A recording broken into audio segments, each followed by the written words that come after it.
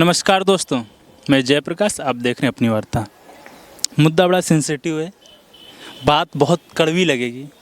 बात एक हम लोगों की आस्था की भी होती है और ख़ासकर हिंदू धर्म की बात की जाए तो आस्था की बात इसलिए कि अगर इसके बारे में थोड़ा भी कुछ उल्टा बोल दूंगा तो अभी यहाँ के जो पंडे लोग हैं हमारे सिर पे चढ़ जाएंगे और कई हिंदू लोग भी मुझे गालियाँ देना शुरू कर देंगे। पर सोचने वाली बात यह है कि जिस गंगा माँ की हम पूजा करते हैं, अर्चना करते हैं, और ये भी कहा जाता है अगर जीवन में एक बार गंगा स्नान नहीं हुआ तो हमें मोक्ष की प्राप्ति नहीं होती, यहाँ तक कहा जाता है। लेकिन सच में जहाँ से हरिद्वार हम लोग इतनी बड़ी आस्था लेकर आते हैं कि हरिद्वार रहें, गंगा स्नान करेंगे, अगर उस गंगा की स्थिति देखी जाए तो क्या है, शायद आप अगर इसी जल को आपसे कहा जाए कि इस जल को आप पिएंगे तो मुझे लगता है कि आप बोलेंगे नहीं हम मर जाएंगे लेकिन पानी नहीं पिएंगे, ऐसा होगा।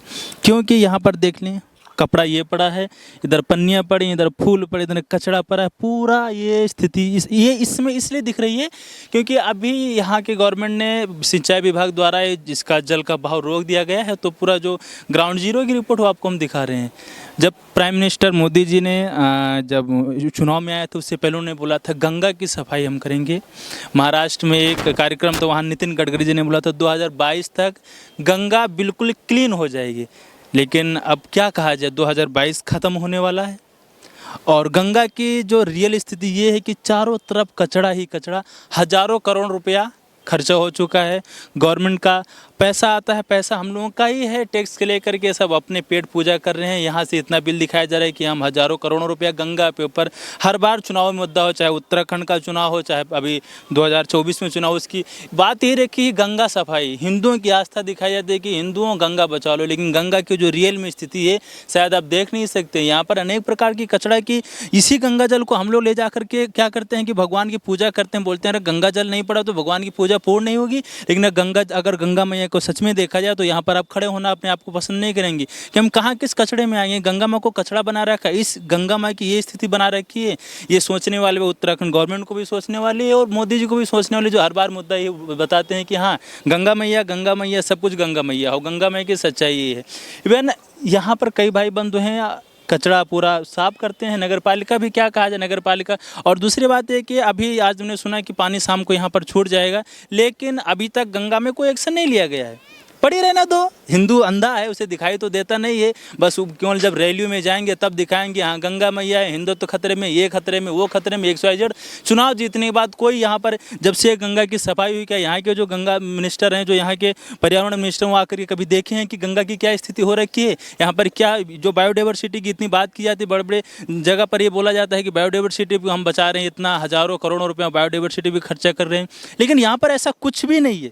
मैं इसलिए मुझे भी बुरा लग रहा है। अब दूसरी बात, मैं चप्पल पहन के यहाँ पर आऊँगा, कई लोगों को बड़ा बुरा लगेगा कि अरे भाई गंगा जी में तुम चप्पल पहन के चले गए, वो हमें बोलेंगे। लेकिन गंगा जी की जो सच में स्थिति है, यहाँ कूड़े कचड़े से बिल्कुल बड़ा, यहाँ आपको सुनने में बुरा लगे, कई सारे होटलों के जो सीवेज के नाले हैं वो गंगा जी में डायरेक्ट प्रवाहित हो रहे हैं। कई सारे वेबसाइट पर आपको एक खबर मिल जाएगी, मैं कोई बड़ी बात नहीं बता रहा हूँ, ना कोई नई बात बता, हमेशा कई सारे न्यूज़ मीडिया ने उठाए लेकिन कोई एक्शन नहीं लिया जा रहा है। ये पूरी सिचुएशन गंगा मैया की है।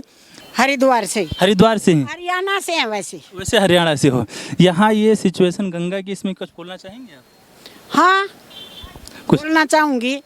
चुनाव आते हैं तब तो हर हर गंगे नमामि गंगे, मेरा भी यही रहता है, सभी का यही नारा है, गंगा मैया की सफाई हो, एक चुल्लू पानी मिल जाए तो बस खराब नहीं होगा। मैं भी बोलती हूँ अगर ये मैया विदेशों में होती तो इस पानी को बेच के खा जाते लोग, थैलियों में बेचते, और वैसे भी डा खाने में बिके हैं ये।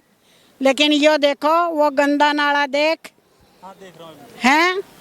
मेरे को तो कोई किसी के ऊपर एतबार नहीं, सरकारें आती हैं चली जाती हैं, हमने सुना बड़े बड़े प्रोजेक्ट आते हैं, हाँ। मेरी नज़र में नहीं आते। अगर प्रोजेक्ट आते तो यहाँ एक भी सफाई वाला मेरे को नहीं दिखता।